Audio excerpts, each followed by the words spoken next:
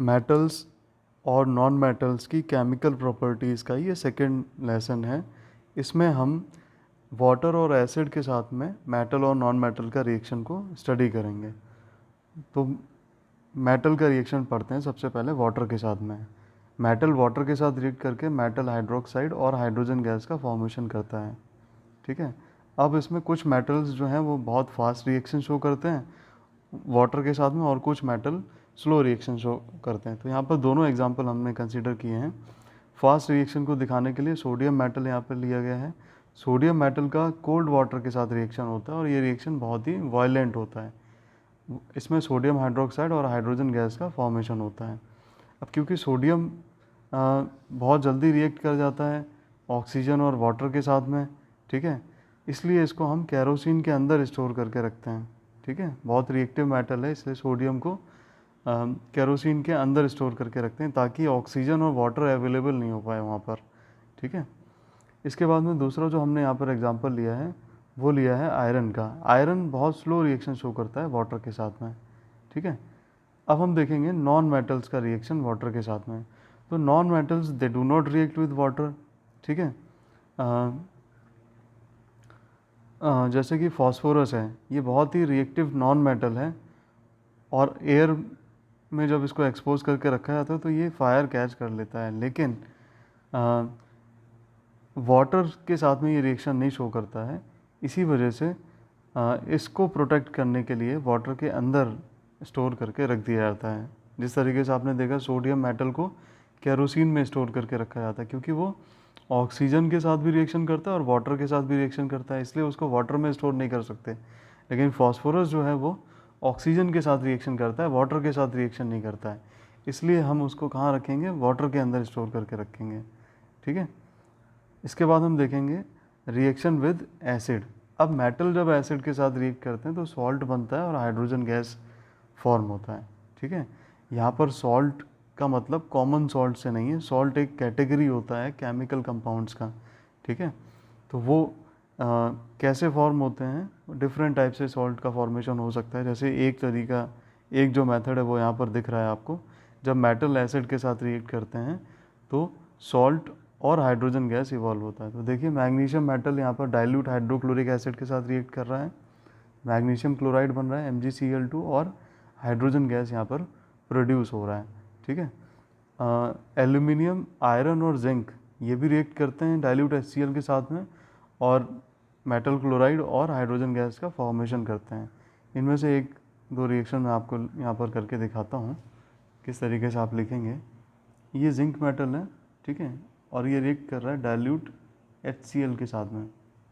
क्या बनेगा, zinc chloride बनेगा ZnCl2, और इसके साथ में क्या होगा, हाइड्रोजन गैस यहाँ पर इवॉल्व हो जाएगी, हाइड्रोजन गैस रिलीज हो गई है।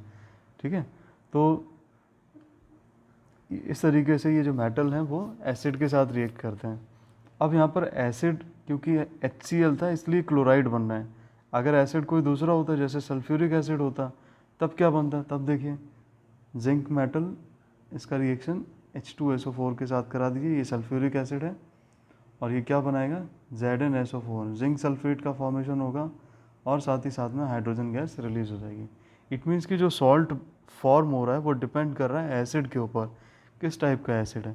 अभी आपने एक एग्जांपल पढ़ा जिसमें HCl लिया तो क्लोराइड बन गया, H2SO4 लिया तो सल्फेट बन गया, ऐसे ही HNO3 लेंगे तो नाइट्रेट बन जाएगा।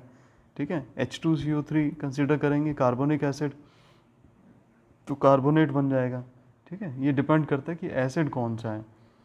हाँ, अब ये जो हाइड्रोजन गैस प्रोड्यूस हुआ है इसको टेस्ट करने का भी हमारे पास एक तरीका है। आप क्या करेंगे, हाइड्रोजन गैस के पास में एक लाइटेड मैच स्टिक को लेकर आएंगे। जिस टेस्ट ट्यूब में ये हाइड्रोजन गैस रिलीज़ हो रहा था, ये टेस्ट ट्यूब है। ठीक है। इस टेस्ट ट्यूब में यहाँ से हाइड्रोजन गैस रिलीज़ हो रहा है बाहर की तरफ। अब आप क्या करेंगे, एक बर्निंग मैच स्टिक लेके आएंगे यहाँ पर। ठीक है। ये बर्निंग मैच स्टिक लेकर आएंगे तो ये हाइड्रोजन गैस जो है वो पॉप साउंड प्रोड्यूस करेगा, लिटिल एक्सप्लोजन टाइप का साउंड होता है वो प्रोड्यूस होगा, तो कंफर्म हो जाएगा कि हाइड्रोजन गैस है यहाँ पर। ठीक है। अब कुछ लेस रिएक्टिव मेटल्स होते हैं जैसे कि सिल्वर, गोल्ड, कॉपर, ये रिएक्शन नहीं करेंगे मेटल के साथ में। ठीक है। जो एक्टिव मेटल्स होते हैं वही एसिड के डाइल्यूट एसिड के साथ में रिएक्शन करते हैं, और जो कम रिएक्टिव मेटल होते हैं वो रिएक्शन नहीं करते हैं, ठीक है।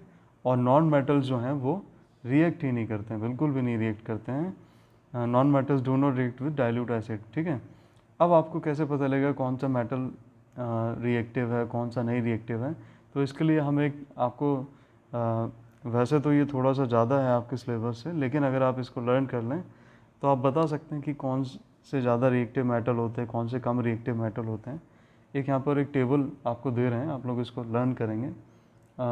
जो सबसे ज़्यादा रिएक्टिव मेटल है उसको हम बोलते हैं पोटेशियम, ठीक है। पोटेशियम, ठीक है। फिर उसके बाद में आता है सोडियम, फिर आप लिखेंगे कैल्शियम, फिर मैग्नीशियम, ठीक है। फिर एल्युमिनियम, उसके बाद में जिंक, ठीक है। इसके बाद में जिंक के बाद में हम यहाँ पर लिख दे रहे हैं नीचे, ठीक है। जिंक के बाद में आयरन, ठीक है।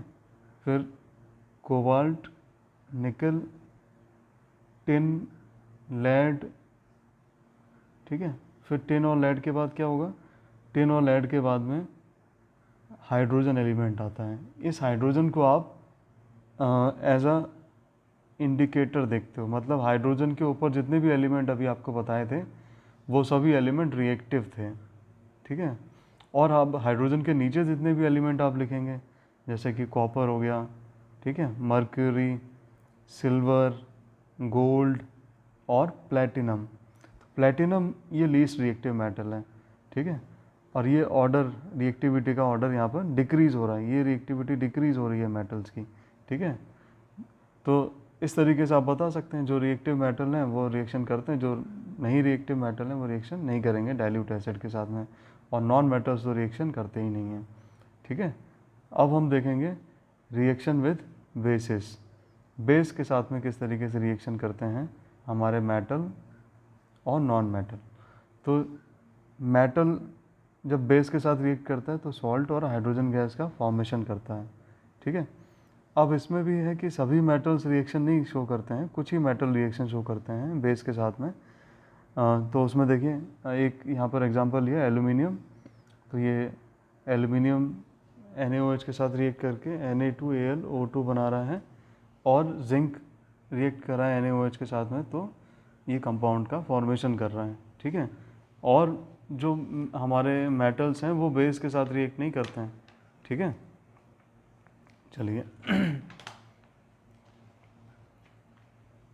अब हम देख रहे हैं कि नॉन मेटल्स जो हैं वो नॉन मेटल रिएक्शन नहीं कर रहे हैं, ठीक है। नॉन मेटल बेस के साथ रिएक्शन नहीं करते हैं, ठीक है। चलिए, तो यहाँ पर हमने पढ़ा हमारा नॉन मेटल और मेटल का रिएक्शन वाटर के साथ में और एसिड के साथ में, ठीक है।